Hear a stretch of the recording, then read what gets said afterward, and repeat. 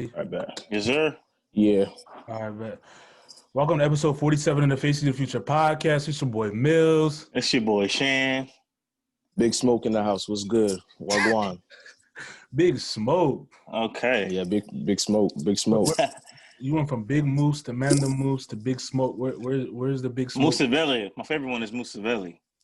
Musavelli. That was a dope name. I'm gonna try to come up with a name every week. For real. But what's Big Smoke derived from? That joint's like, that's random as hell. Oh, it's not. You ain't hear Kid Cudi new album? Nah, I did. Yeah, Pop Smoke, and Skepta. Okay. My niggas is ready to go. Pop Smoke, Big Smoke. With all my niggas, and we got guns like Kevin Hart. Yeah, come on. That's what type of time you on? Yeah, you know the vibes. Nah, I feel it. Let's jump right into it. Let's jump right into it though. So Toby, you brought up a topic about the different ideas of success between African immigrants and like the African American youth coming up. So, yeah, I saw. Mm-hmm. So explain that, like what you mean, so then we can just dive into it.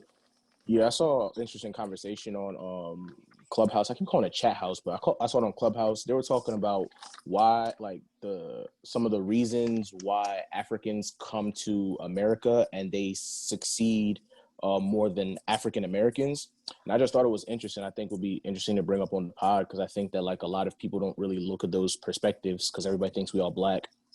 Well, what do you mean by succeed more than African Americans? Like, I think like a lot of people look at African Americans in a certain light of like we're not the majority of us, not the elitists, but I think they look at the majority of African Americans in America and think that like, you know, we're stuck on welfare or we have a lot of different like the same stereotypes of us not making out the hood, us like, you know, wanting to be gangsters or us just trying to make ends meet in America. And they think it's interesting that people that look like us come here and then they end up being doctors, they end up being lawyers, engineers, all that stuff. So, well, let's dive into it first because you come up from a different, like your family's different background than like me and Shannon's family because obviously your families came from a different country and our family's like rooted here, I guess you could say, when it comes to, I guess, the generation before us. So I'm gonna ask Shannon this. As like a young Black African American coming up, what was your like idea of success coming up? Like what you saw on like the TV, maybe the media, that type of thing, as opposed to what you think now. Well, what I saw was man with a degree, college degree, got to go to school or have some sort of trade, have some sort of skill, and someone that's successful, a good father, a good family man, and all that stuff is what I thought being successful is. But that success isn't exactly the same for everybody. But I mean, Toby brought up a good point when he said like a lot of them come here and are doctors and are lawyers and stuff like that. And I think that it is I think the difference in dynamic is they cut from a different cloth than we are, I would say, because they're from a different country. You know what I mean? Yeah, I can agree with that. But like back to what I asked you originally, like with the success thing, I feel as though like, I mean, me coming up, like just seeing different things in the media and whatnot is, I feel as though like our idea of success was like you have cars, chains, the baddest girls, whatever it may be, you're the top athlete or whatever it is. And that's like the stuff that we all aspire to be and like things that might have been pushed more so in our household. Like I feel as though maybe like our parents, they pushed us in the direction of sports. Yeah, college was good, but like, you know, our fathers, they wanted us to play sports or whatever. That was a big thing. Like, is to get a scholarship, go play sports or whatever it may be. And then, as like Toby said, in his like dynamic, it was more so probably, oh nah, like sports are not the first thing on our mind. It's more so, I want you to go be a doctor, a lawyer, engineer, whatever it may be, and you're gonna get it that way.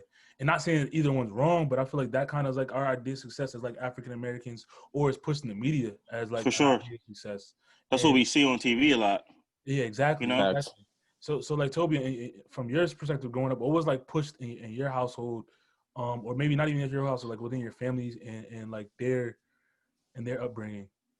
I mean, coming from my upbringing was a little bit different. My mom's dad had died when she was mad young. So like when she came in, she had a different perspective in terms of like getting an education because like my grandfather had an education.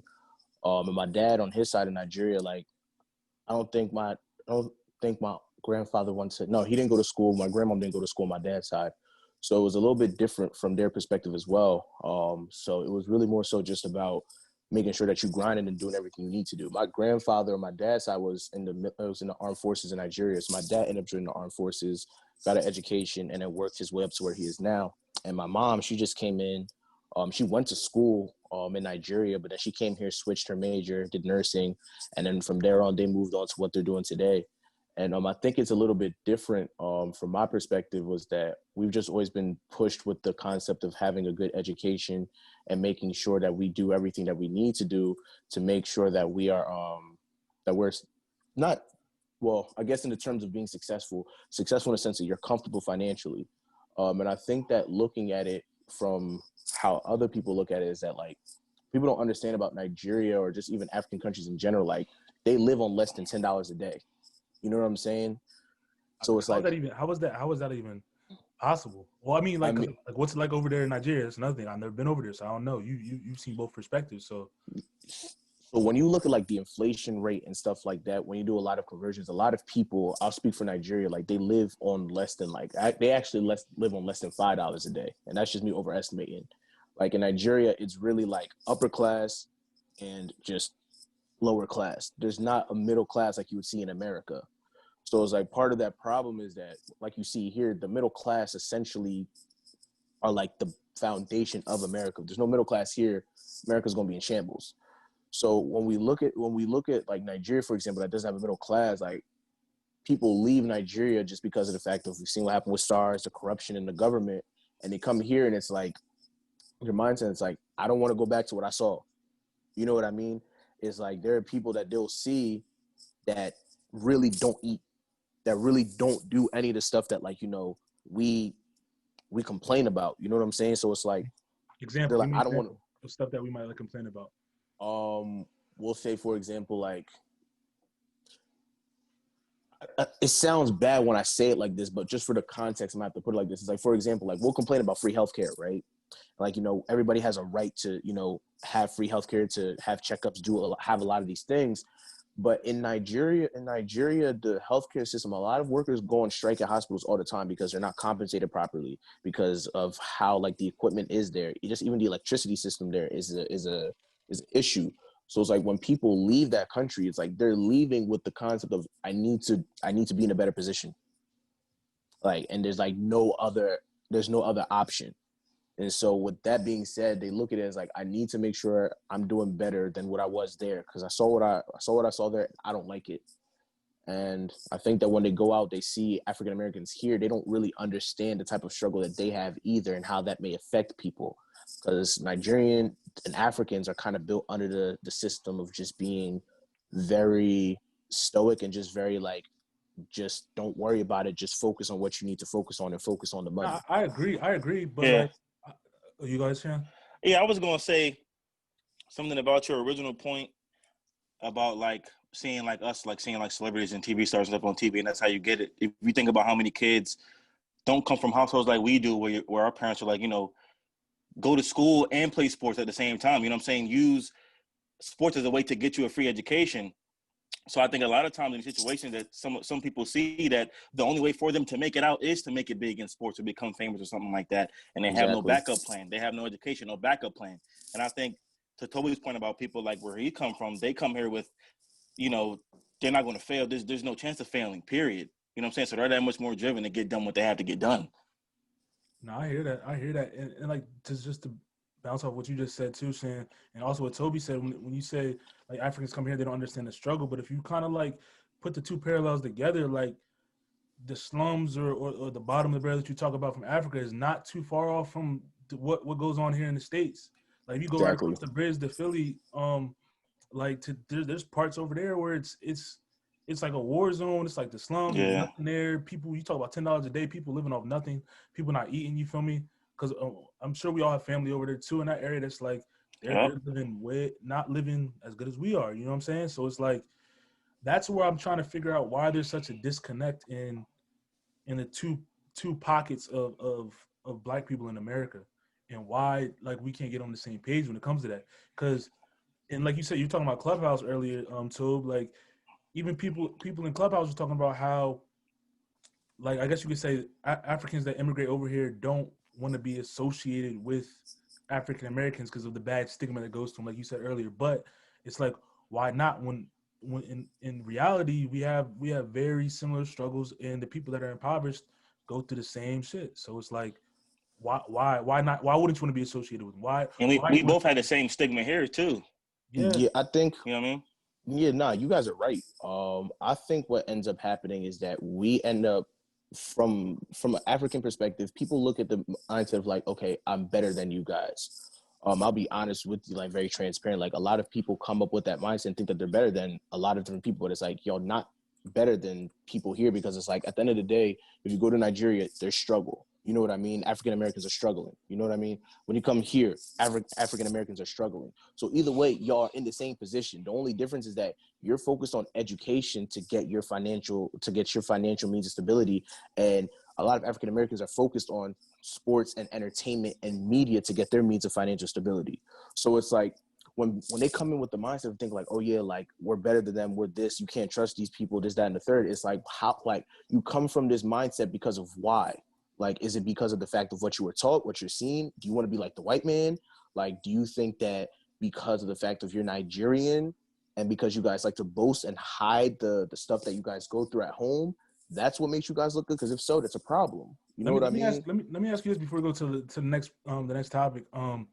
So when it comes to, I know that there's a disparity between like African Americans and African immigrants, but when it comes to the African immigrants and you go in deep into those pockets, like the people from Nigeria or different countries, do they not associate with each other? Because I'm not very well versed in it. That's something I want to know. Are they like, do you guys not mess with like people from other countries, or like two different ends of two different kinds of African immigrants, or like how does that go? It really depends on the people, and it really depends on how you grow up. Like a lot of people growing up in Africa, they are friendly. I'll be honest with you. But there are a lot of people who don't really, how do I say this? They're not really in tune with what you need to be in tune with in terms of African unity. Like most of these people are there and trying to get it for themselves, but it's like after a while, it's not just about getting it for yourself. You know what I mean? It's like this. Yeah. It's like a crabs in a barrel mentality. Like you see somebody doing well in Nigeria, you get jealous, and then something else you try to resort to means to get what you need, but it doesn't really work like that. It's the same thing that happens here. And so I guess to look at it from, how do I say this? It's essentially the same thing.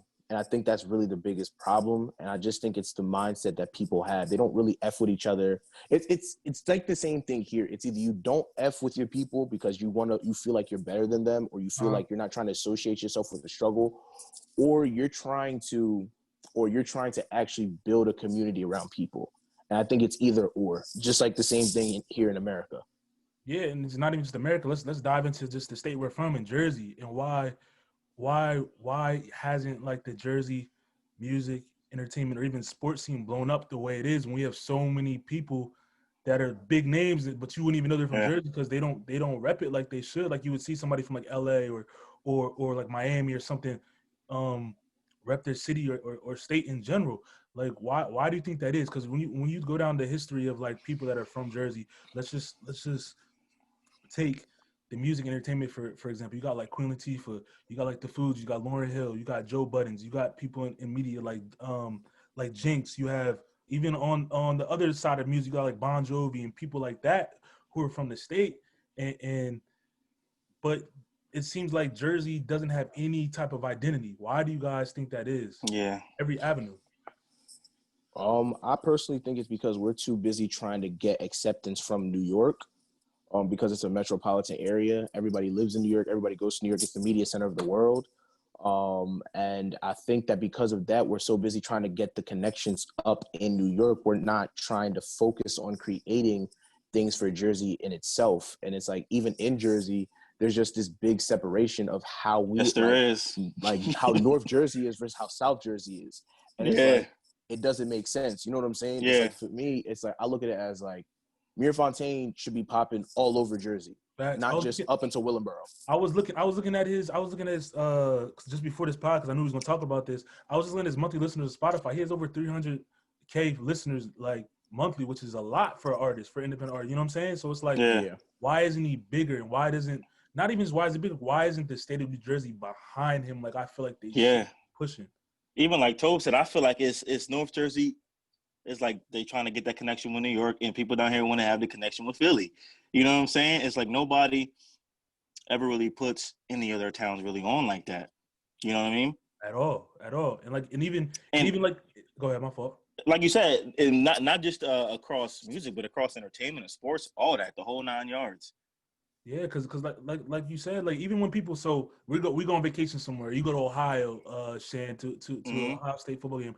Toby, you going to like the West Coast or something like that, and people ask you where you from, and you say, oh, I'm from South Jersey. Oh, I'm 15, 20 minutes from Philly.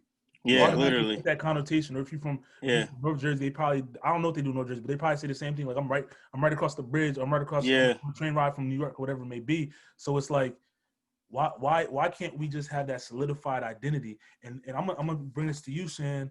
When we talking about sports, we said Yeah, Jersey's a hot, you ref, so it's like, Jersey's a yeah. hotbed for sports. And when it comes to Yes, it football in is. general, like, why is that? Why do you think that kids from, we'll talk about South Jersey, why do you think kids from South Jersey get overshadowed so much?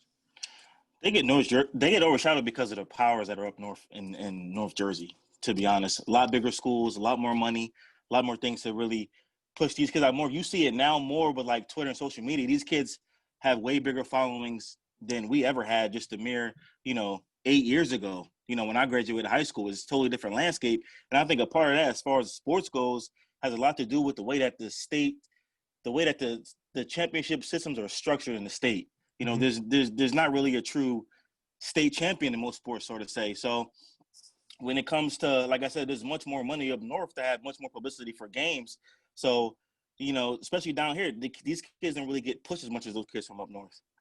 And Yeah. they don't even get the opportunities to really play these teams. And it's funny because when those teams from up here come down here to play, they get trashed.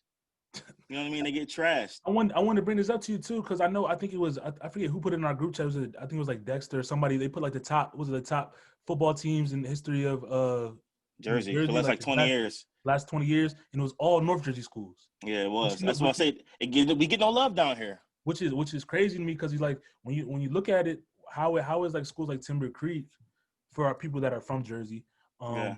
how schools like that don't get any pub in the last decade when they was running South Jersey like it was their job. You feel me? Yeah. And then now, if you look into like the league, I'm pretty sure there's more kids from South Jersey than North Jersey in It's the littered league. with Jersey players from South Jersey. I can name 5 right now.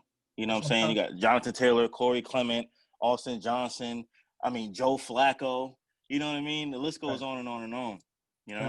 So let me ask you guys both this.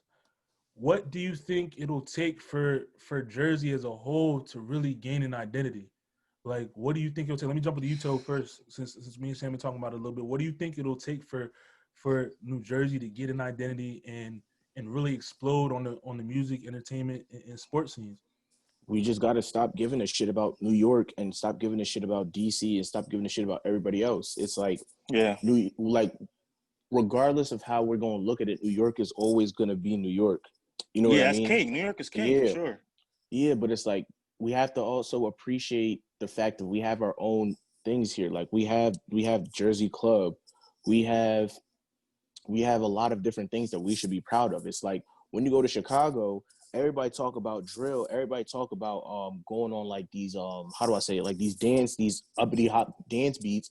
And it's like why can't we have, for example, like Amir Fontaine rap on a Jersey Club music or Jersey Club song? You get what I'm saying? The same way that like people in DC use like a go-go remix of certain things. Like we have all these DJs who get all love all over the country. We have all these people who are from Jersey, but they just choose to go where the money is at instead of cultivating a culture in Jersey that'll actually benefit all of us. You know what I'm saying? And I think that's the major problem. And not just North Jersey because it's close to New York. Like for me, it doesn't make sense that like people like Frankie Hill, like Cam Della, even Ant Clements, who got nominated for a Grammy, who's from Willenboro, and nobody nobody knows he's from Jersey. Yeah, that's what I'm trying to say. Like nobody really backing them like they should be. You feel me? Like the moment, like you talking about Chicago, like the moment Chief Keef and them popped out, they had all of Chicago behind them. You feel me? Like they from wherever they from, whatever it may be. You use people from like Nipsey Hussle, whatever it may be. His whole neighborhood's behind him. You feel me? But you got, like you said, the people just named Frankie Hill, Cam Dellas, Ed Clemens, Even on the fashion side, like Charles J, whatever it may be, you got people really out here putting in work and really, really talented, but the jersey not behind them like they should be. Why do you think the Exactly. reason for that is, Mills?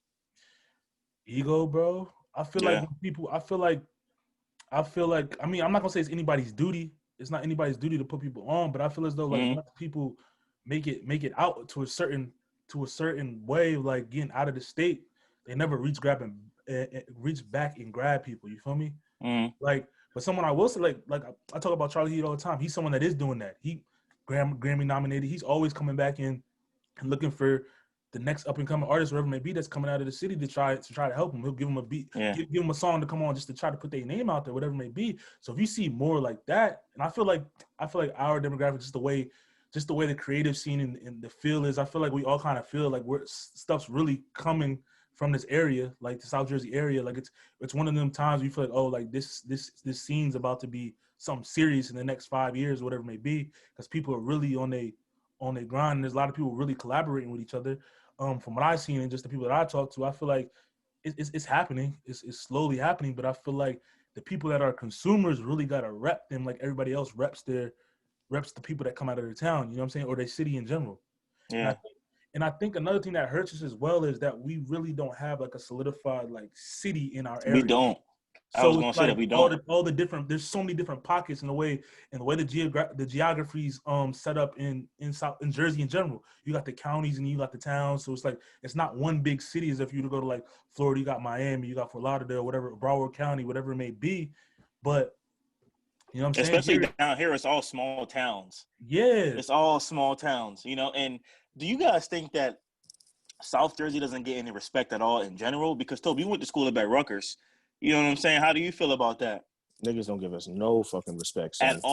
At all, bro. Because they look at us like we're right next to New York, obviously, which is the Mecca. Obviously, we're Philly. We're like the little brother town, right in between Philly and DC. You know what I mean? I think that has a lot to play in why South Jersey doesn't be getting no respect. No, that's definitely 100% true. Like they just kind of look at us as if we're like an afterthought, hella Right. farmland, hella Right. racist down here, and it's just like you gotta understand. It's like we also have crazy creatives. We have great football players down here. You get what I'm saying? It's like you can't deny the fact that we don't have great football players, that we don't have good basketball players. You know what I mean?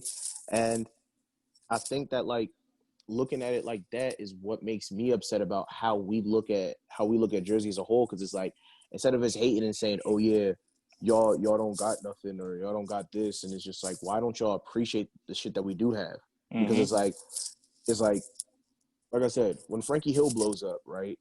Everybody gonna be like, oh my gosh, you know, I love Frankie, this, that, and the third. And it's like, there's no reason why he shouldn't be getting the stain that there's no reason why he shouldn't be getting more stain than he has. It's like, it just doesn't make sense to me. Like, he went and performed at Rutgers. You know what I'm saying? This is before, like, he even blew up and became the person he was. And it's like, there's no reason why, like, where he is right now, like, he's in a good place, but, like, he should be bigger. Just like Lear Fontaine should be bigger. You know what I'm saying? And it's like, it just doesn't make sense to me. It's just like, people just got to throw away their egos, son. It's like, I think that's a big part. Yeah, they do. That's a big part of the egos, bro. Because Jersey is a hotbed. It's a real hotbed. Yeah, I feel like if people don't feel like they're a part of it, they don't want to give you that nod, or they don't want somebody to be bigger than them or make it out before them, whatever it may be. And it's like, bro, exactly what it is. You don't realize if one person, a couple of people make it to a certain level, bro, that's more opportunity for you to get there if you supporting them. You feel me? Not even trying to look at it as like some opportunist type shit, but it's like, bro, don't you think if you support somebody from the ground up, bro, and on some genuine shit, not just, oh, I'm supporting you, whatever it may be. If you support somebody from the ground up, they're gonna be more prone to help you out if they make it to that next level, even if you have no idea if they're gonna make it or not. You know what I'm saying? And that goes back to the fact, bro. You gotta treat everybody with a certain level of respect, bro. And like, if you know somebody's popping, bro, why not give them their flowers while they're here? You know what I'm saying? Yeah. Why wait till they on like BET or something like that, or at the Grammys, remember to say, oh, like Toby was saying, oh, he's from Jersey, I knew he was there, but you wasn't supporting him when he was there, when he was that local artist, when he was at Rutgers performing, whatever it may be. You know what I'm saying? Like, people like us, we give Stain, obviously the platform we on, we always show love, but it's like, I would like to see more of that from our area as a whole. Yeah, like, I think the MTV Awards? The MTV Awards were in Newark. You know what I'm saying? And it's like, it's weird because it's like it doesn't make sense that the award shows were in Newark. Obviously, with everything that was going on in Newark at the time, I understand that, but it was like there was no like, yo, like we gonna have a session or a jam session in Trenton, or we gonna have a function in Elizabeth, or we gonna go to New Brunswick and party and bring down Cardi B, bring down the Migos or whatever. You know what I'm saying? It's like nobody creates that hype party culture that we make music about. Like it don't make sense. It's like we have a very, very wide sonic range of like we got Jersey club music, and we got people that be doing that rapidy rap music. And it doesn't make sense that we have such a diverse culture. We have people like Joe Budden. We have people like you said, Jinx, all of them, and they just don't be showing us no love at all. Yeah, it's weird, son. And it's funny because the whole country know Jersey Club. Yeah, everybody. You know what I mean? Everybody know Jersey Club. Chance the Rapper put it on this trash ass album, and it's just like we still don't get the respect that we supposed to get. You know what I mean? Nah, that's facts. I mean, like I said, how long do you think it'll be before? I say 5 to 10, just with the people that with. Not saying like everybody gonna really be like on like that, but I feel like this wave of people coming up, there's gonna be a lot of people from this generation of creatives that's gonna be on, quote unquote, what we think is on. You know what I'm saying? Like making a living off what they're doing and have a solid fan base, just at the rate that they're going and the rate that they're creating. Before we get into the Face the Future song today, give me some of y'all favorite creatives, artists in general from the area that y'all like, or not even artists, athletes, whatever it may be. Charles J. Yeah, he's tough. Yeah, I'll be on his site like all the time, just looking at stuff. He has great stuff, and like you said, I mean, athletes. I mean, Jonathan Taylor's doing his thing out in the league right now in Indianapolis. He's been a huge like philanthropist in his first year out in Salem, as well as where he went to college in Madison, Wisconsin, and as well as Indiana. So he's doing his thing too. No, that's a fact. How about you, Tobe? I like Ugly Steven. Ugly Steven, he real nice with the poetry. He's real nice. Obviously, like I love Frankie Hill. Cam Della is dope. Obviously, Ant Clemens. Charlie Heat. Charlie Heat. Love Charlie Heat. Yeah, we know the vibes over there. You know, we got the young boys coming up as well that we all connected to. So it's just a lot. Like we got a lot of great creatives.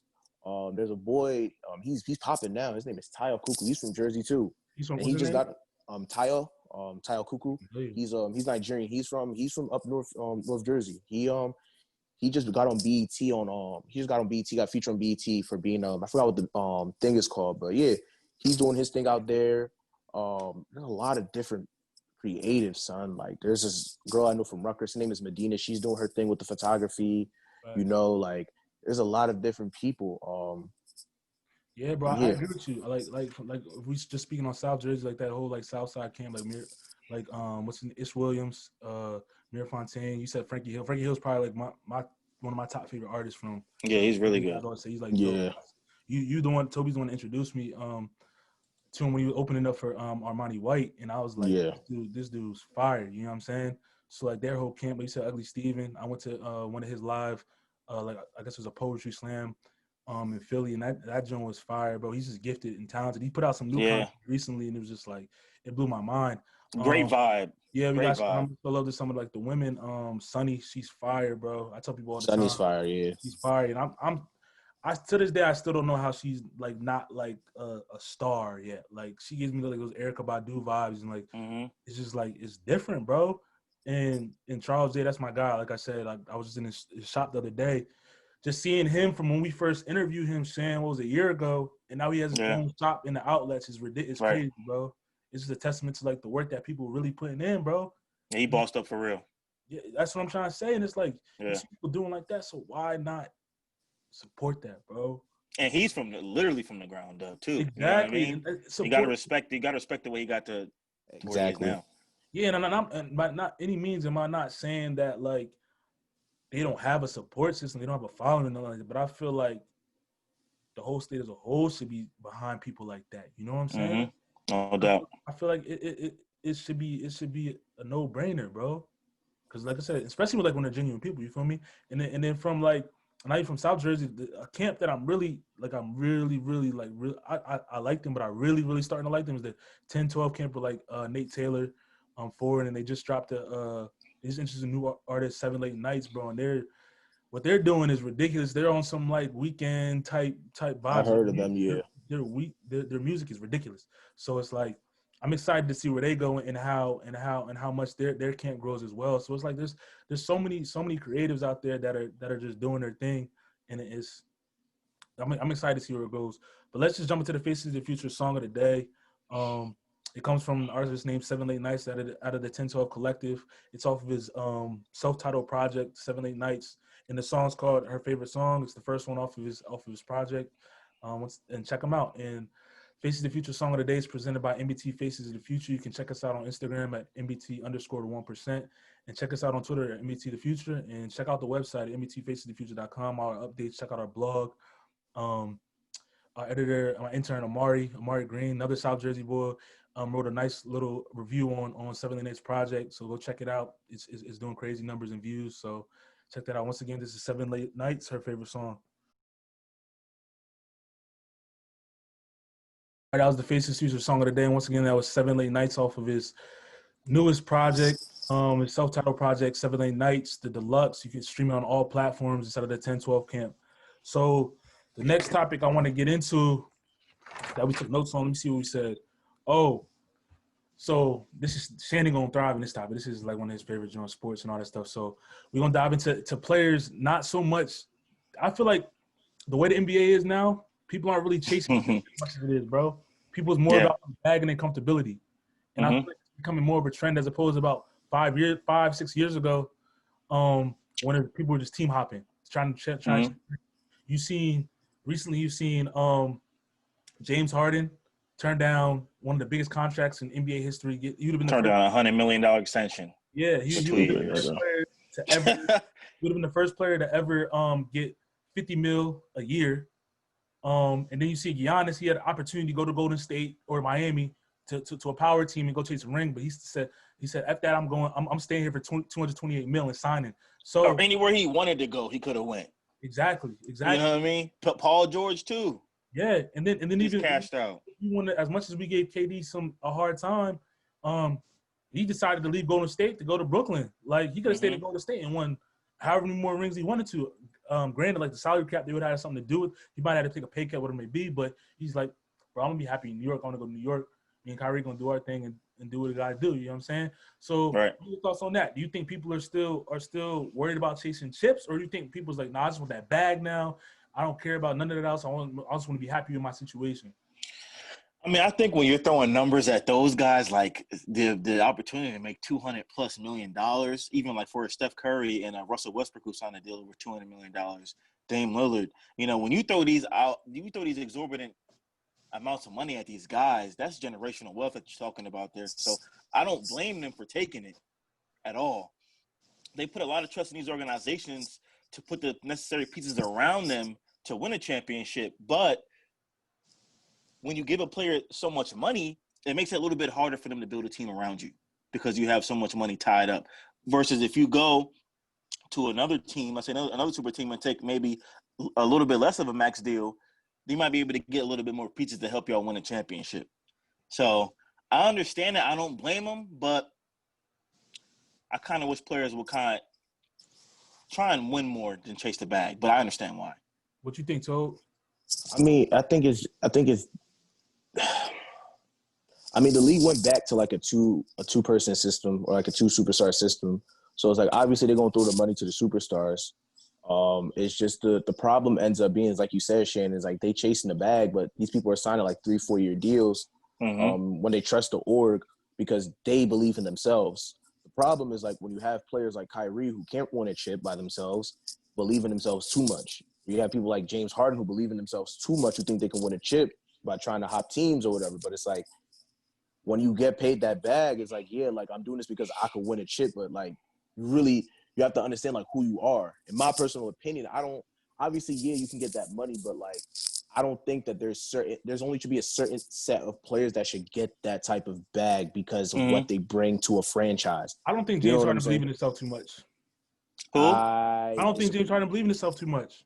I think what makes you say that? I don't think James Harden really care about basketball the way people think he care about basketball, bro. Okay, I think he just happy. Well, I well, think, you're a Rockets fan, so let's hear why you think that. bro, the boy shows up. What 3 weeks late? Doesn't do training camp. None of that stuff. Comes out of shape. You He see, wanted to be traded. He's trying to get traded. but it doesn't even matter though. I'm saying though, like, bro, look at it this way. I'm saying you think he's trying to force their hand even more by trying to show them that he don't really care, don't have Bro, me. not signing that deal was enough, bro. Not signing that deal was enough, bro. If he really wanted to be in Houston, bro, he would have took that bread and been chilling, bro. 3 years, For sure. be out of the contract in 3 years, you're good.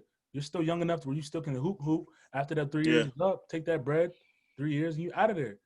And I feel like take it upon yourself to want to beat the better teams in the league. Yeah, I feel like Harden just wanna be with his friends and hoop, bro, and he fine being that star even. But I don't think he really cares as much about that stigma. You never want to chip, none of that stuff, bro. I think he happy making bread, turning up, do what he got to do, living a life, bro. Like, I mean, I could be completely wrong, but that's just what I see, bro. You can see a person that really wants to win a ring. You feel me? You can tell the players that really want to win. Dame Lillard wants to really win a ring.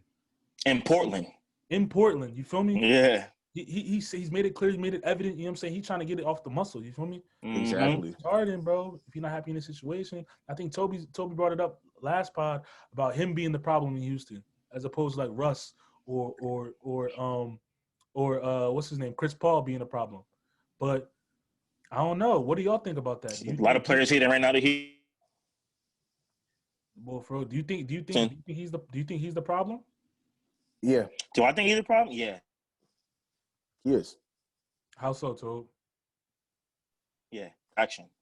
Yeah, he. And I think that especially with this team, I think that he should at least. Sorry, Tobe. I think he should at least try and win a chip. They got a nice little squad now. John Wall, Boogie Cousins. At least give it a shot. Yeah, nah, I agree with you. You know what I'm saying? But like, it's very. Oh. Shane, freezing a little bit. I don't know something with your connection, but what was you You're saying? not. I was gonna say the same thing that Shan said. Like the problem is James Harden. Like to me, it don't make sense that you're like James Harden is a shooting guard, right? And it don't make sense to me that you're a shooting guard and you need a facilitator like Chris Paul. Granted, he got hurt, but it's like the whole offense was predicated on you and everybody else just standing still. And the type of player Chris Paul is, you're not going to win if you have a player like Chris Paul who can get you 20, 25 if need be, but he just not really doing what he does. He's a floor general who can get you buckets and can facilitate. And the thing is with the Golden State Warriors, in my opinion, like they could have beat them and they should have beat them. In my opinion, they should have beat them 4-2. That's just my opinion. But it's just like because of how the offense was predicated to specifically James Harden, it was always going to be a problem because James Harden folds when the time comes. When he had the chance to win Game 7 when they were playing the Warriors, he folded. When he had the chance, even before, like the year before, I think it was the year before Bron came. Yeah, the year before Bron came, he folded. And it's just like, he just not clutch that way. And that's why I think he want to go to a place where he got like a Kyrie or KD, because it's like, when he's not clutch, the blame is not going to be on him. You know what I'm saying? Because everybody sees that.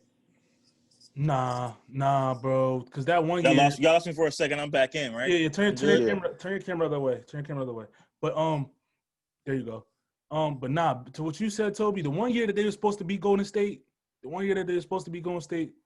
that's on Chris Paul. You're supposed to play Game 6. Yeah, Chris Paul got hurt. Get to the chip, bro. You're supposed to play Game 6 and get to the chip, bro. Yeah, and then if you hurt the first couple games of the championship, all right, that's different. But you're supposed to play that closeout game. I don't care if your foot, your hamstring, whatever it may be, is if you was able to play a little bit, you should have played, bro. That Game 7 game was all-time bad performance from. James Harden. It was, but it should have never got to Game 6. I mean, it should have never got to Game 7. Their best chance to win a chip that year was their best chance. Yeah, and they didn't do what they had to do, and I was highly, highly, highly upset. Because I was talking my shit the whole time, too. I was talking my shit the whole time. But I think the problem as to why it didn't happen was because Chris Paul was already tired of James Harden. Because think about it. They lost not even up to like 2-3 weeks later. Like they was already talking about like, okay, we know what the problem is. We know what we need to do. And Chris Paul's gone. You get what I'm saying? So it's like, I think the problem was that Chris Paul was being Chris Paul. Obviously, he a leader. You know, he was obviously showing his leadership traits. But the problem is, even with the report that came out about James Harden, it was like it was whatever James Harden wanted to do. So it's like, even though Chris Paul could have brought them to that championship, I think Chris Paul at that point when he got hurt, he was like, yo, it's not me worth playing another X amount of games with this nigga. And then we win a chip and I got to stay here and we all got to do the same thing around James Harden again. Because nobody's happy. Nobody's happy. Do you think that with James Harden. That's on the organization for giving him that much power? It is. Hell yeah. I saw an article, not an article, but a quote that came out from a former employee. I think it was like on the Hoop Central page on Twitter. They said all's the Houston Rockets is like a high profile AAU team, bro. The plane doesn't come. The plane doesn't leave on time. People don't do their job on time. People just show up and hoop, bro. That's literally what the person said. And it's like, so if someone from the inside that used to be there is saying that, James Harden probably does whatever he wants to do. Yeah.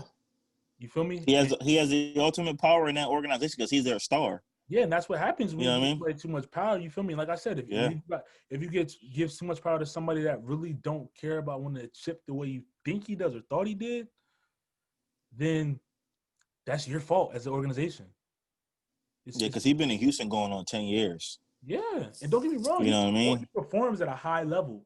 It's just he don't perform to that superstar caliber when them clutch moments come up, as like Toby referred to earlier.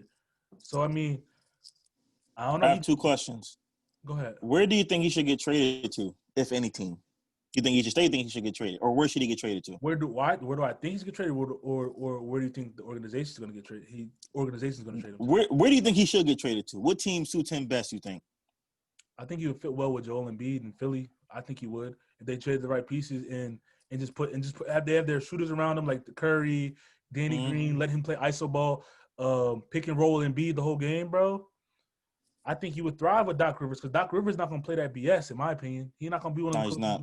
Yeah, that's what I'm trying to say. So I feel like, and then James Harden he's gonna have to perform in Philly because Philly gonna run him out of town if he doesn't perform based on their fans. So it's like he's gonna have a fan base that holds him accountable, and it's not gonna because Philly's one of the most loyal fan bases in all the sports. If you're not performing, then you're gonna hear it, and you're not gonna play there ever again or be part of the city. So he's gonna have to hoop.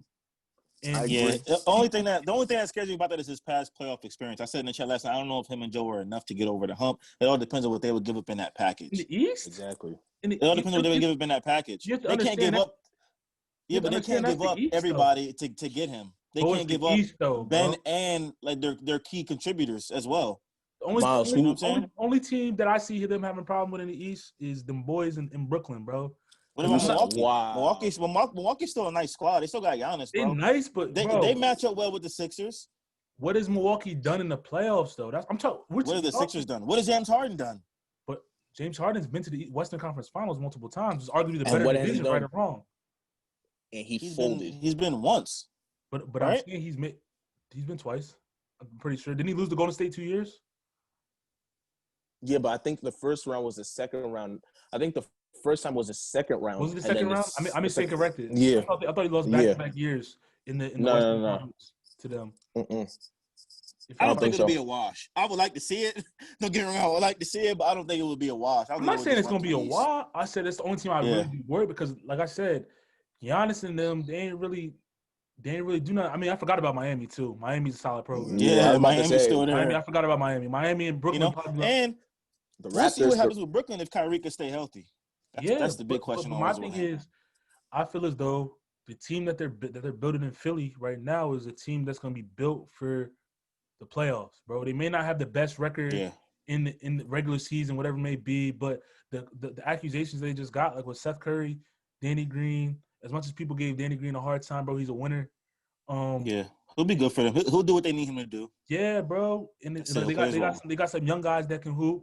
So it's like they have pieces, especially in the East, and they got a coach that's been there, know what it takes to get there. So that was the biggest problem, in my opinion. I think because what I realized, I mean, once the playoffs come, everything is half court offense, and I think that's part of the reason why at least the Sixers had their problems. Because when you play with the vision like Ben Simmons has or someone like LeBron has, what differentiates LeBron from everybody else is that he could play full court or half court. Ben Simmons can only play full court offense because he can't shoot. Ben sucks in the half court. Ben sucks in the half court. I agree. Because all he has to do is drive. You feel me? So it's like, if he has to shoot the ball. He has to shoot the ball. And that's I for don't want to facts. get rid of him. The only reason I want to get rid of him because of his youth. But if the Sixers want to win a championship, That's what they I'm want to win a saying. chip, they You need need to go to- get James Harden. He's That's what hurting I'm them trying too to- much come playoff time not shooting the ball. He hurts them too much. Because my thing is, so when say Joel's in foul trouble or something like that, Ben Simmons is not taking over a game and giving No, you he's not. 30. He doesn't have that. Because in the playoffs, you got to give me 25 to 30 every night. Every game, yeah. You feel me? Especially Yeah. being a superstar. Joel, you know you're going to get it from him. As long as he's not in foul trouble, nothing like that, he's going to give you 25, 30, and 10. And he'll be your anchor defensively. Exactly. So you know he's going to do it. So you need another scorer that you know when Joel's not in the game, they're going to kick up and give you that other 25 to 30, bro. And Ben's not giving you that. No, he's I mean, not. I think if it's Benford James straight up, I'm all in. It really It's not going to be Ben depends for on James straight up. It's gonna be Ben for the James pieces and they some want. picks. I'm fine with the picks. They can have the picks. I just They're don't want going to try to take No. one of y'all young. They're going to try to take one of y'all young guys too. No, They probably will. They probably will. They're going to have to. They probably will. They're gonna And have that James Harden Daryl Morey connection matters. That's gonna play a big part in all of this. Nah, I agree. But I hope he don't My- get Philly, son.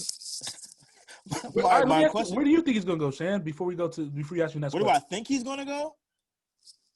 I don't know. I think they might wait to the deadline, closer to the deadline. I'm saying if he gets traded, where do you? If think he gets traded, the best place for him is probably Philly or Brooklyn. Brooklyn? I wouldn't want to see him. Brooklyn, I don't he's want to not see him in playing. Brooklyn. I personally don't want to see him in Brooklyn. If they mark my words on this podcast, They would have to give up 7-8. Kyrie. They would Yeah, have to give up 7-8. Kyrie. Wait, if hypothetically, if Kyrie, James Harden, and KD are on the same team, they are not winning the chip. And I'll They're not put winning my the future chip. salary on that. I'll put my salary on it. They're not winning the chip. No way they're winning the chip. You think the way Kyrie thinks? You think the way Kyrie thinks they're gonna win a chip with the way he thinks like that? Kyrie would And you get think traded, how bro. He would James- have to be in that trade package. Kyrie is gone in 2 I gotta ask weeks. I gotta ask on this. Did y'all see KD and Kyrie on IG Live, bro? No, I Bro, didn't. Bro, I saw part of it, and I Yo, just saw Kyrie this man- talking. I this- just logged out, this son. man Kyrie said he asked KD, "Yo, how many post-ups should I get a game?" KD said, "Post-ups? What you mean post-ups?" He said, "You don't think I should get 4 to 7 post-ups a game?" KD looked at him, he said, "Maybe 2, if that." And they would just go back. That joint had me hollering, bro. KD said, "What you mean post-up? What type of time you want?" Kyrie's a different bull, bro. He's a different bull. Kyrie- You gotta, Let me ask y'all. This is what I wanted to ask y'all. So we talking about these guys taking these deals instead of wanting to win a championship. Somebody throws $225 million in your face over 140. Which one are you taking? Taking Say it 140, again, bro. say it again. Somebody throws $226 million in your face over the 140. Which one are you taking? But how's the deal looking to How's the deal 140? with it? How's the Is deal? 140 and going into contender? Go to a contender or stay Oh, with you your didn't current team, say the but contender part. You didn't say the contender part. You just said 120. Oh, Okay. Go to free agency, go to a contender, or stay in your hometown and make $60 million more. Am I playing with the Cavs? Am I like on the Cavs, like the Bucks? If you play on the Bucks, if you're honest, Oh, I'm staying in Milwaukee. What you mean? for the 226. I'm staying in 220 Okay. for the 6. What? He probably got an option like at 4 or 5. After five, yeah. I'm staying in Milwaukee. So you gonna take the bread? What CBM say? Greek freak. I go hard for the Bucks. facts. I'm a That's Buck. a lot of money to turn down, bro. Especially, and then if I'm being honest, especially knowing where he came from, Yeah, bro, I'm taking that bread. Yeah. I'm taking that No bread. doubt. Paul George took that bread too. Useless ass nigga. yeah. I'm surprised he got that deal. I was shocked. Is he a bum beyond now? Yes. He got Straight 1 year like to that. redeem himself, bro. No, he don't have it. He got 1 year to redeem himself, He got bro. This two- is his he got last chance 2 to redeem weeks. himself. He This got is his 2 last weeks. chance to redeem himself, bro. He got 2 weeks, bro. Every single time Hey. he's been to playoffs, he's folded big time, son. I don't want to hear See? nothing from Paul George no more, yo. He gonna be mad at the end of the year when Kawhi opt out and sign with the Lakers. Nah. Oh, he's going. He better not. He better not do He that. gonna be mad when Kawhi opt out, sign with the Lakers, bro. Watch. Bro, he's not going to the Lakers, bro. Watch. He's not going Why to wouldn't he? I mean, he's already Why he's wouldn't not he? going to the Lakers. He's not going to the Lakers. I think he would. He- And they- it's surprising that he didn't go there. He was only going to go to the Clippers if they got Paul George. The Lakers, You know? bro. So you think it's gonna be What? Bron, AD, and Kawhi? Why not? Smoking dick. Why not? Nah, I mean it could be possible. I just It think is It's not possible. possible, but It's not impossible. It's No, the very much problem- possible. He was what going would to be the Lakers problem- before signing with the Clippers. why would Kawhi go to the Lakers, bro? I'm just saying.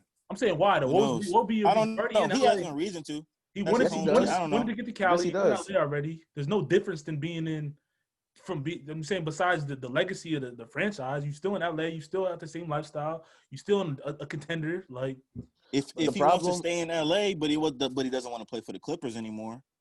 Go to Yeah, the the Lakers. problem. I mean, think You about know it what I like mean? this. If they're not winning, Think about it like this. Like Kawhi not a Chris Paul or he not a LeBron where he actually leads a team. Kawhi is the type of dude that does his job and goes home, but he Mhm. still wants the treatment of like a special player. And it's like you want all that, but you're not really giving people incentives to be like, you know what, I F with it. That's low key why Montrezl Harrell left. Like that's why all that happened. So it's Yeah. like when you have somebody like you think Kawhi, you think that's why Montrezl left because of Kawhi? for a there was a lot of fact, turmoil in that team. I mean, they're saying For a like fact. Kawhi has certain treatment where he was able to live in San Diego. He was showing up late. He was showing up late to the team plane. Nobody was holding him accountable. There was a Picking and bunch of choosing issues who that they Is came play that out from the games. his Clippers. fault or the team's fault though? If your No, teammates, but I'm it's- just saying. if your teammates I'm allow not- you to do whatever you want to do, then what you gonna think you gonna do? Do whatever he wants to This do. is what I'm saying. We all play If sports if before. if So if you allow somebody to do whatever they want to do, they're gonna do it as long as they can get away with it. Of course. What I'm saying is that if it don't work out with the Clippers and Kawhi wants to stay in LA, he'll go to the Lakers and win a chip. You don't think LeBron will want Kawhi? If Kawhi was like, yo, I want to come play for the Lakers. I'm not saying LeBron, but I don't know. Because my thing is that LeBron at the point now where he just like he want to play with his son. He on the back end of his career. Keep it a stack. He could. Rings. He could. Yeah. Stacking He chips. could. Like Kawhi could go. I'm not saying that he won't. I'm just saying like if that's the case, I think that it's going to look weird on Kawhi because it's not going to be his team. It's not going to be his team either way. Because once LeBron backs off, it's going to be AD's team. Yeah. And then it's just like it's going to be AD's team for the rest of the time that he's there. Let me So ask it's you like, this. what's Kawhi going to do? Are you surprised Kawhi got that treatment? I'm not surprised he gets that treatment. No, not at all. Not at all. I'm Not surprised at all. I'm not surprised he got that Bro, treatment. when one and done like he a college athlete, got a chip and dip, bro. Yeah. You feel me? So Yeah, we're at. he's like, I came But to y'all like- team to help y'all. I brought your ticket sales up. You got when the Clippers signed Kawhi Leonard, stock went up. You feel me? Yeah, so they're trying to build their own arena, trying to get out of the Staples Center. You know what I mean? He's a huge part of that. As they should. You know? You feel Yeah. me? Them deals. So I mean, you have anything else? You have anything else on this topic? Nah. Who real quick, just quick answer. Who you think is the biggest threat to the Lakers in the West? Nobody. I don't think anybody is either. I think they might win the next two. I don't Personally. think in the West. I don't think nobody's a threat to them really. Only team I could see. Maybe Denver, maybe. I was about to say Denver. I was about to say Denver just because they're young. Yeah. Bol been hooping. And Michael Porter Jr. They're young and They got a squad. they're young and they active, bro. They almost like how KD and them was back when they first came up. You feel me? Yeah. They was young and They just got a getting it. You feel me? And I feel like they have a Mhm. couple. They have three potential like superstars on their team. With Michael Porter, if he develops the way he's supposed to. You feel me? Agreed. I think Michael Porter's Mhm. going to leave. One of them's gonna have to eventually. I feel like. Michael Porter's Ain't got enough bread. You said Jamal what? Murray is on a max deal. Jokic is up next for the $200 million. Yeah. You know what I mean? Yeah. But actually, and don't put nothing past that boy Luka neither, because he might go on. He at any point in time, Luka go on a tear and make a run, bro. He need KP though. He need KP. Yeah. But I'm just He need saying, KP. Luka, because they already saying is Luka the favorite to win the MVP? Yeah, he is. Or is he top dog? No, he the favorite. Yeah. So I mean, I'm not comparing them to Allen Iverson at all. But I'm saying, I know what you're saying. But Yeah, I Luka, get you. The way he was hooping last playoffs, I wouldn't be surprised if he make a run like that where he just carries the team to the – because he's just head and shoulders better than a lot of players in the NBA. Even some of the people we think are like top 15, top 10, he's just like out there cooking people in his child's play. You can see his child's play for him. So it's like, I mean, but those are my thoughts. What do you guys think before you get off the basketball topic? What do you guys think Dallas is going to finish in the West? You think it'll be top 3 team, top 4 team, or you think it'll be bottom half like they were this past year? No, they're gonna be top 3. I don't like. I got Lakers, Mavs, Nuggets, Blazers, and then Suns and some other team. What about you? I'll give him top 5. They'll be a top 5 seed. I'll give him like 4. Yeah, I'll give him a top 5 seed. I think Lakers is obviously top dog. I think Denver gonna be the 2nd seed this year probably. Yeah, I agree with that one too. Clippers probably like 3. Don't forget about you still got Utah in there. You know they got a squad still. Donovan Mitchell. But I think then it's gonna be Dallas. Then maybe like Utah, because Utah's always a sleeper. They're gonna be like 5 or 6. Golden State, I feel like gonna be a lower seed this year, but they're gonna be in the playoffs. I wish they had Clay. But I still think they're gonna make the playoffs on the lower half though, like 8 seed. The Suns the Suns gonna be like a 6, 7 seed. So I mean, in the Portland gonna get in. So the West is gonna be inside. The West got a lot of scorers, bro. A lot. Always is. And I can't forget about Houston. We get in that zone regardless. But no doubt. Why are you making that fit? You don't think we're gonna make the playoffs, Toby?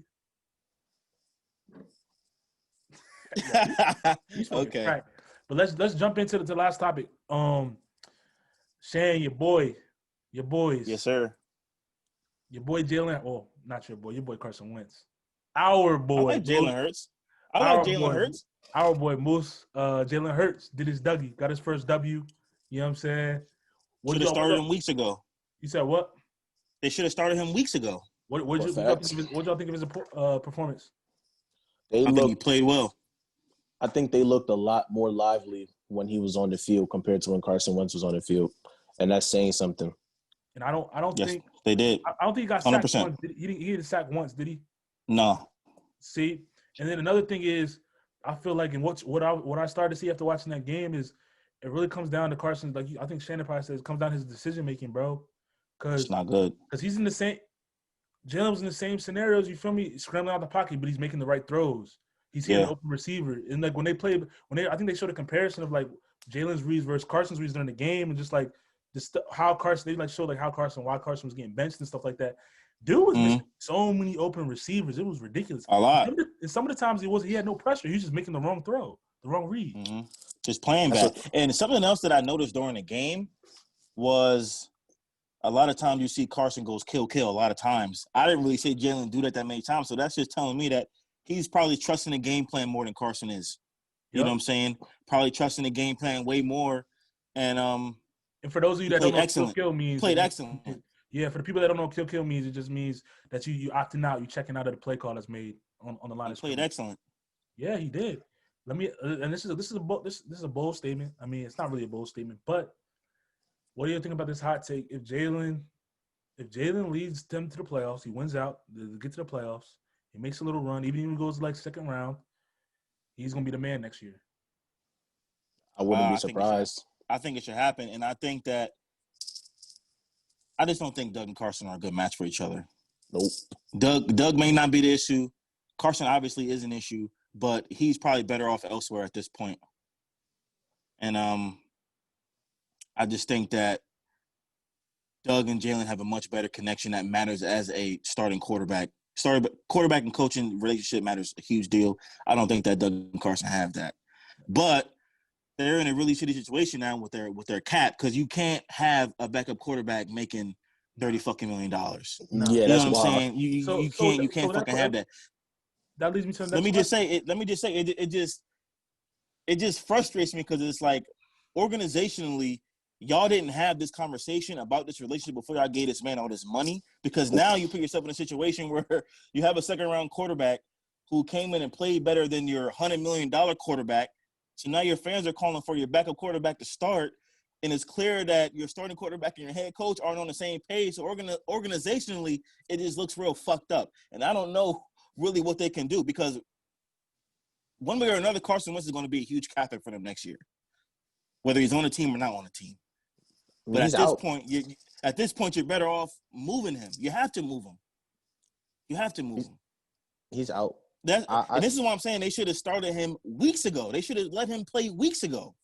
You know what I mean? You let Carson play back for 12 weeks. Nah, facts, 100%. No, that's he should have been out of there. I said like week 9. I was like, yo, you need Jalen. Like week 6, week 7. Yeah, but I mean, I was giving just to give Carson the benefit of the doubt.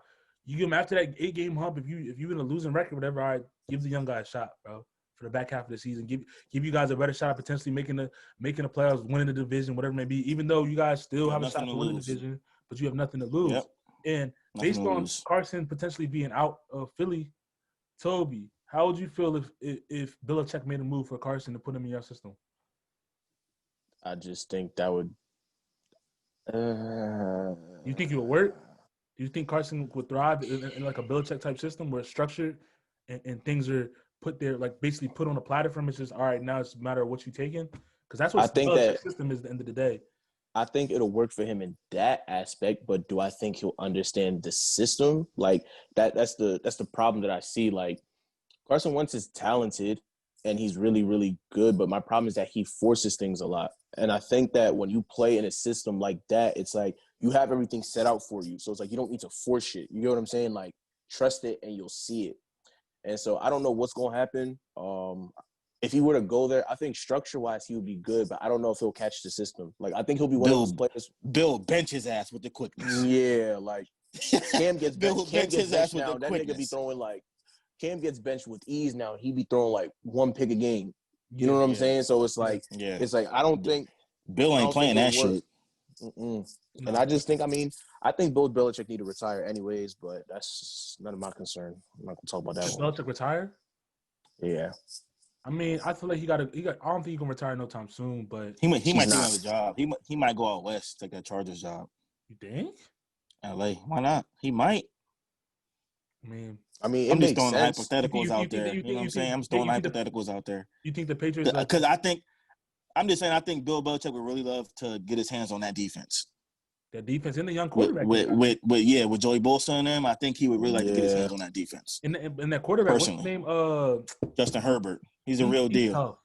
He's tough. Yeah, so I think he might want to get his hands on that team. And then you think Robert Kraft is going to rebuild the Patriots? There's like going to have to. No, who's the offensive coordinator? Probably give Josh McDaniels a head coaching job. Get him a quarterback. Probably draft a quarterback in the first round. There's a ton of guys that's here to pick from, and make him Tom Brady. To be in the same, well, not Tom Brady, but the same system kind of thing. You know what I mean? I feel you. I think this is my hot take. I think Belichick, if he doesn't retire, he's definitely leaving, and I think they're gonna end up trading most of their picks for Trevor Lawrence. I wouldn't be surprised. I wouldn't be surprised, but I don't know if the Jets are giving that up. They need that more than anybody else. It all depends on what they can get. It all depends on what they offer. Is Fields coming out this year too? Yeah. I wasn't. Yeah, he'll be gone. My thing is that's 1 and 2. My thing is with the Jets is that the Jets they're dumb. They don't do nothing. They're really bad at developing quarterbacks. They're bad at developing everything. Teams, and they have a bad coach. They have a bad coach too. They're just bad. But I just think that they're just. The quarterback position specifically, I just think that they're really bad at it. Even when they were decent, they've never actually had a chance where they've developed a decent quarterback. Nah, so it's Mark Sanchez, Geno Smith, that's not winning Super Bowl. Exactly. But Trevor Lawrence would be a good start though. Sam Darnold's not in my opinion, he's not a bad quarterback, bro. I don't think he's not. He just needs to be developed. But they're not developing him. But that's what I'm saying. Last question about he'll probably get traded too. Last question about the football. We're gonna get out of here. Who's winning the NFC East? No bias in it. The worst division in football. Give me 1 through 4. Who's coming out? Because it's the toilet division of the league. I think Washington is on top right now. Like I told you, the thing that pisses me off about the Eagles more than anything else is that I can take a team losing to a better team, but when I don't see motherfuckers giving effort, that shit pisses me off. So the Washington football team and the Giants, they're both not that great, but they play hard. They play hard as fuck. I'll take that losing. You know what I'm saying? I can't take incompetence. No, I can't take incompetence. You know what I'm saying? I can't. So I will give the nod to the Washington football team if they have Alex Smith because he's been there before and he can win for them. The defense is solid. And Daniel Jones is a little bit banged up, so we'll see. I'll take Washington to win the division at 7-9. 7-9. Yeah, that'll be their record. Right, so that'll be the division winners. Who's finishing second, third, and fourth? Like who's been finishing the bottom of the barrel? Giants will finish second, and then the Eagles, Cowboys, whoever wins that game last week of the season will finish third and last. What you got told? Yeah, honestly, same thing. Because until Daniel Jones got hurt, I had them coming out the division. I had keep it stat. I did had too. the Giants coming out, but Daniel Jones got hurt. I'm not surprised. He wasn't Yeah. playing good, but he wasn't bad. He was playing solid. They were starting to These win. are first-year head coaches, yeah. Yeah, they were starting to win. Give a lot of credit to these guys. But credit to Alex Smith too. As much as we gave the Redskins a bunch of slack for benching what's his name? Dwayne Haskins. Alex Smith's done what he had to do, bro. And if he makes it to the playoffs, I wouldn't be surprised they make a little run, bro. I'm not even gonna He's a winner, bro. He's a winner. Yeah. He's won everywhere he's been. He's a winner. He knows how to win.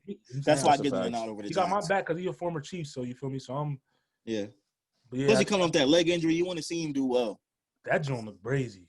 Yeah, you want to see him do well. I would have sued. I'm not gonna hold you. I would have sued. Who you gonna sue? The Redskins. I would have sued bro.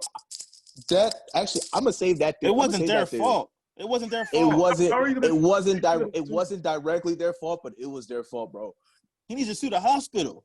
No. Bro, did you see that joint when it came out? Do you see what his joint looked? Not trying to notice the surgery. What that joint looked like when it came out. Yes, the surgery. Yeah, I'm talking about. But when I'm talking about how he got hurt and the reason and the events leading up to why he got hurt, I would have sued the Redskins, bro.